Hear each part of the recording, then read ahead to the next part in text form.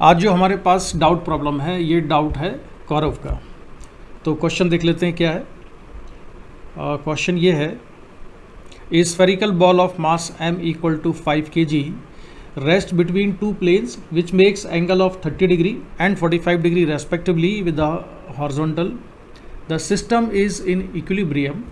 Find the normal forces exerted on the ball by each of the planes. The planes are smooth. और question का जो diagram है, जो situation है, वो डायग्राम इस तरह का है। तो क्वेश्चन में जो डायग्राम है वो थोड़ा छोटा है, लेकिन इसमें सारा का सारा जो इम्पोर्टेंस है इस क्वेश्चन का वो ये है कि आप एंगल को किस तरह से बनाते हैं। तो इसलिए मैं डायग्राम को बना लेता हूँ बड़ा और अपने आप को कर लेता हूँ छोटा। ठीक है, अब मैं इसमें जल्दी जल्दी आपको सारी चीज़ें दिखाते जाऊँगा। आपको ये देखना है कि एक कॉन्टैक्ट फोर्स इस पर कहाँ से लगेगा। एक कॉन्टैक्ट फोर्स लगना है, एक कॉन्टैक्ट फोर्स लगेगा यहाँ से जो कि इसके परपेंडिकुलर होगा। दूसरा कॉन्टैक्ट फोर्स इस वाले सरफेस से आएगा जो कि इस सरफेस के परपेंडिकुलर होगा। mg साइन थीटा और mg कॉस थीटा होंगे। तो 1 बाई 1 मैं आपको ये सारी चीज़, मैंने एक हॉरिजॉन्टल लाइन ड्रॉ की है। ये हॉरिजॉन्टल लाइन के साथ एक और लाइन ड्रॉ की। ये लाइन कितना एंगल बनाती है? ये लाइन एंगल बनाती है 30 डिग्री का। ठीक है, इस लाइन को, ये वाली जो लाइन है ये मैंने हॉरिजॉन्टल रखी है, और जो ये वाली लाइन है, ये वाली जो स्ट्रेट लाइन है वो इस इंक्लाइन प्लेन के पैरेलल है। तो इंक्लाइन प्लेन ने हॉरिजॉन्टल के साथ कितना एंगल बनाया है? 30 डिग्री। तो जो ये वाली लाइन है ये भी हॉरिजॉन्टल के साथ कितना एंगल बनाएगी? 30 डिग्री का एंगल ये बनाएगी। ठीक है, तो ये एंगल कितना हुआ? 30 डिग्री। अब जो टोटल एंगल दिया हुआ था इंक्लाइन प्लेन का एक दूसरी वाली लाइन के साथ में, ये टोटल एंगल कितना गिवन है यहाँ पर? ये टोटल एंगल गिवन है हॉरिजॉन्टल के साथ में 45 डिग्री का। तो जो बचा हुआ एंगल है यहाँ पर ये 15 डिग्री होगा और ये 30 डिग्री है। तो टोटल एंगल यहाँ पर ये कितना हो जाएगा? 45 डिग्री का। ठीक है, अच्छा अब आगे बढ़ते हैं। कॉन्टैक्ट फोर्स जो इंक्लाइन प्लेन से लगेगा, कौन से वाले इंक्लाइन प्लेन से? जो कि 45 डिग्री का एंगल बना रहा है। इससे जो कॉन्टैक्ट फोर्स लगेगा वो N1 इसकी सरफेस के परपेंडिकुलर होगा। ध्यान रखना ये इसके परपेंडिकुलर है, इस वाले सरफेस के। ये 45 डिग्री का एंगल बनाता है।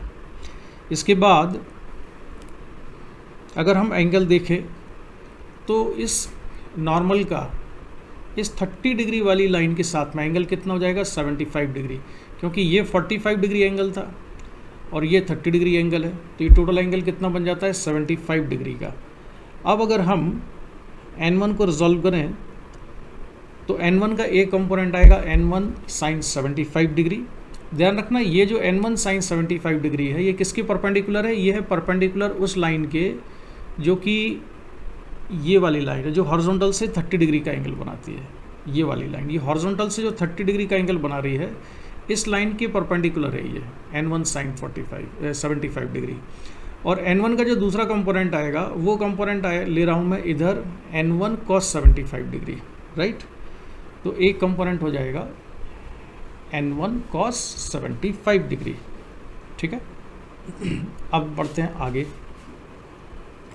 दूसरा कॉन्टैक्ट फोर्स कहाँ से लगा? इंक्लाइन प्लेन्स के दूसरे सरफेस से, यानी कि यहाँ पर ये वाला जो इंक्लाइन प्लेन है जो 30 डिग्री एंगल बनाता है उसके साथ में कॉन्टैक्ट फोर्स है।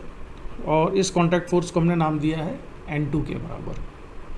इसके बाद ग्रेविटेशनल फोर्स इस स्फीयर पर लग रहा होगा, लेकिन ग्रेविटेशनल फोर्स mg ना बना के मैं डायरेक्ट कंपोनेंट कर लेता हूँ, क्योंकि अदरवाइज मैं mg और फिर कंपोनेंट बनाऊंगा तो जगह कम होगी, थोड़ा डायग्राम कंजस्टेड लगेगा।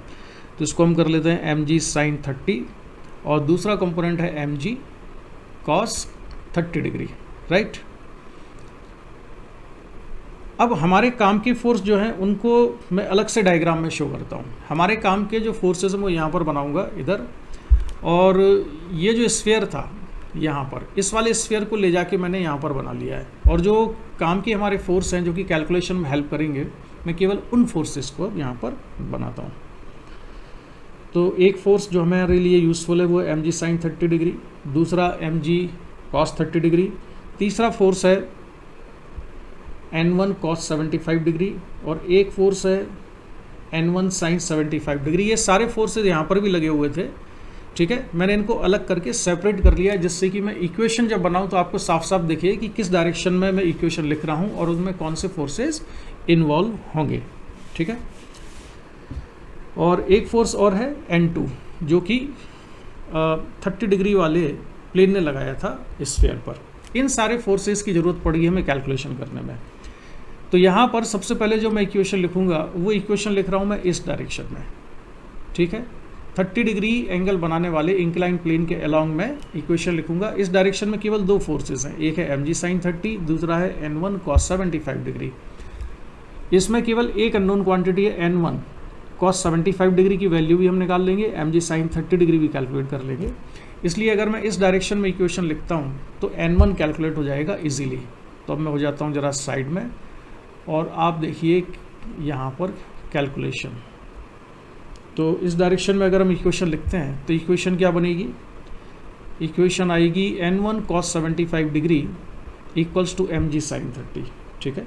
इसको और सिंप्लीफाई करते हैं, cos 75 डिग्री को हम लिख सकते हैं cos 45 degree plus 30 degree equal to mg sin 30 हो जाएगा। cos 45 प्लस 30 को cos a प्लस b के फॉर्मूले से अगर हम ओपन कर दें तो ये आ जाता है इतना। और अब हम इसको सिंप्लीफाई करते जाएं। सिंप्लीफाई करते जाने पर कैलकुलेशन करने के बाद n1 की वैल्यू आती है 50√2 upon √3 - 1। This is the value of n1। तो अब n1 कैलकुलेट हो गया है। n1 के कैलकुलेट होने के बाद अब हम क्या करेंगे, जो ये वाली डायरेक्शन है इंक्लाइन प्लेन के परपेंडिकुलर वाली, इस डायरेक्शन में इक्वेशन लिखेंगे न्यूटन सेकंड लॉ से। एक्सेलरेशन तो है नहीं तो नेट फोर्स 0 आएगा और फिर हम n2 की वैल्यू कैलकुलेट करेंगे, ठीक है। तो बढ़ते हैं हम जरा नेक्स्ट पेज पर आ जाते हैं। तो इस वाले पेज पर फिर मैंने डायग्राम रख लिया है ये वाला, जिस डायग्राम की हमें ज़रूरत पड़ेगी कैलकुलेशन करने की। और अब जो मैं इक्वेशन लिखूंगा वो इक्वेशन लिखूंगा मैं इस डायरेक्शन में, ध्यान देना इस वाली डायरेक्शन में इक्वेशन लिखूंगा। थोड़ा और मैं अपने आप को ज़रा बड़ा कर लूँ, यहाँ पर इस डायरेक्शन में मैं इक्वेशन लिख रहा हूँ। तो n1 sin 75 डिग्री है इधर और सेम डायरेक्शन में mg cos 30, तो ये दोनों फोर्सेस सेम डायरेक्शन में तो ऐड होंगे, n2 सब्ट्रैक्ट होगा, ठीक है। तो और नेट फोर्स हो जाएगा 0। तो न्यूटन सेकंड लॉ से जो इक्वेशन बनी फाइनली, उस इक्वेशन को हम कितना लिख सकते हैं, n1 sin 75 degree plus mg cos 30 equals to n2 के बराबर।